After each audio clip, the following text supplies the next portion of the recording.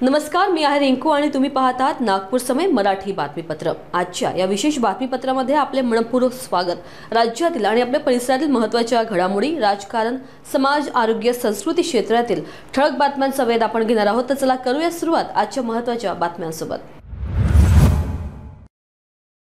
अमेरिकेचे राष्ट्रपती Donald Trump यांच्या व्यापार धोरणाला मोठा झटका बसलाय। एका महत्त्वपूर्ण निर्णयात अमेरिकेच्या फेडरल अपील कोर्टाने ट्रम्प प्रशासनाने लावलेल्या आयात शुल्कांवर म्हणजेच टॅरिफ्सवर बंदी घातली आहे। ही टॅरिफ्स राष्ट्रीय सुरक्षेच्या कारणावर आधारित लावण्यात आली होती। मात्र कोर्टाने स्पष्टपणे म्हटलंय की अशा प्रकारच्या टॅरिफ लावण्याचा अधिकार राष्ट्राध्यक्षांकडे नाही, तर तो अधिकार केवळ काँग्रेसकडेच आहे। या निर्णयामुळे अमेरिकेच्या व्यापार धोरणांवर थेट परिणाम होण्याची शक्यता आहे। आता ट्रम्प प्रशासन या निर्णयाविरुद्ध सर्वोच्च न्यायालयात दाद मागण्याची शक्यता आहे। दुसरीकडे ट्रम्प समर्थक या निर्णयाला देशाच्या राष्ट्रीय हितांविरोधात असल्याचं म्हणत आहे। त्यांच्या मते हा निर्णय अमेरिकेच्या आर्थिक सुरक्षेला धक्का देणारा आहे। स्वातंत्र्य संग्रामाच्या काळात लोकमान्य टिळकांनी सामाजिक एकात्मता आणि राष्ट्रभक्ती जागवण्यासाठी सार्वजनिक गणेशोत्सवाची संकल्पना मांडली। हाच वारसा पुढे नेत सुमारे 67 वर्षांपूर्वी स्वर्गीय गुलाबपुरी यांनी नागपूरच्या पाचपावली परिसरात गणेशोत्सवाची मुहूर्त मेढ रोवली। हा उत्सव केवळ भक्तीचा नाही, तर समाजातील ज्वलंत प्रश्नांवर आवाज उठवणारा आणि लोकजागृतीचं साधन ठरतोय।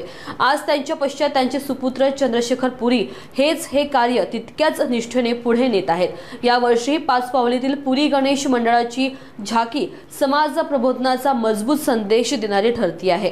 नागपूर समयच्या टीमने मंडळाला भेट देऊन झाकीचं दर्शन घेतलं आणि चंद्रशेखर पुरी यांच्याशी विशेष संवाद साधला। पंतप्रधान नरेंद्र मोदी यांनी टोकियोमध्ये जपानच्या 16 प्रांताच्या राज्यपालांशी महत्त्वपूर्ण बैठक घेतली। या बैठकीत भारतातील राज्य आणि जपानच्या प्रांतांमध्ये सहकार्य वाढवण्याच्या संधींवर चर्चा झाली। पंतप्रधान मोदींनी 15व्या वार्षिक शिखर संमेलनात सुरू झालेल्या राज्य प्रांत भागीदारी उपक्रमांतर्गत दोन्ही देशांनी मिळून कृती करण्याचे आवाहन केले। त्यांनी दोन्ही देशांमधील प्रगतीसाठी एकत्र काम करण्यावर भर दिला। या बैठकीत तंत्रज्ञान, नवोपक्रम, गुंतवणूक, कौशल्य विकास, स्टार्टअप्स आणि लघु मध्यम उद्योग या क्षेत्रातील भागीदारी अधिक मजबूत करण्यावर विशेष लक्ष केंद्रित करण्यात आले। गोंदिया जिल्ह्यातील बटाणा गावात भीषण आग लागल्याची घटना समोर आली आहे। एका घरात लागलेली आग इतकी फैलली की पाहता पाहता तिने शेजारील 3 घरे आपल्या विळख्यात घेतली। या आगीत 3ही घरे पूर्णतः जळून खाक झाली असून घरी असलेला धान्य साठा, गृहोपयोगी वस्तू आणि इतर साहित्य पूर्णपणे नष्ट झाले। आग लागल्याची माहिती मिळताच अग्निशमन दल घटनास्थळी दाखल झाले, मात्र तोपर्यंत आगीने तांडव मांडले होते। आग विझवण्यासाठी अग्निशमन दलाला मोठ्या प्रमाणावर प्रयत्न करावे लागले।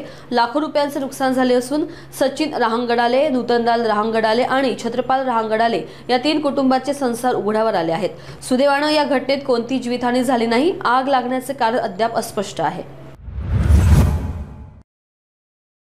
धर्मेंद्र आणि हेमा मालिनी यांची लाडकी कन्या आणि बॉलिवूड अभिनेत्री ईशा देओल आणि तिचे माजी पती भरत तख्ताणे यांचं वैवाहिक आयुष्य संपुष्टात आलं होतं। मात्र अलीकडेच त्यांना एकत्र पाहिल्यानंतर त्यांच्या पुन्हा एकत्र येण्याच्या चर्चांना उधाण आलं होतं। ईशा आणि भरत यांना एकत्र पाहिल्यानंतर चाहत्यांमध्ये आशा निर्माण झाली होती की कदाचित हे दोघं पुन्हा एकत्र येतील, पण आता भरत तख्ताणे यांच्या काही नव्या फोटोंमुळे सोशल मीडियावर खळबळ उडाली आहे। या नव्या फोटोंमधून असे संकेत मिळतायत की भरत त्यांच्या आयुष्यात पुढे जात आहे, त्यामुळे त्यांच्या आणि ईशामधील पुन्हा नातं जोडण्याची अफवा फक्त अफवा ठरत असल्याचं स्पष्ट होत आहे।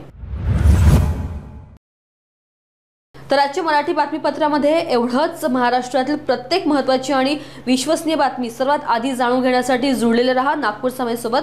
पहा, जागरूक रहा, कारण इथेच मिळतात सर्वात अचूक बातम्या। सर्वात योग्य वेळी आपली आणि आपल्या कुटुंबाची काळजी घ्या। भेटूया लवकरच। नमस्कार।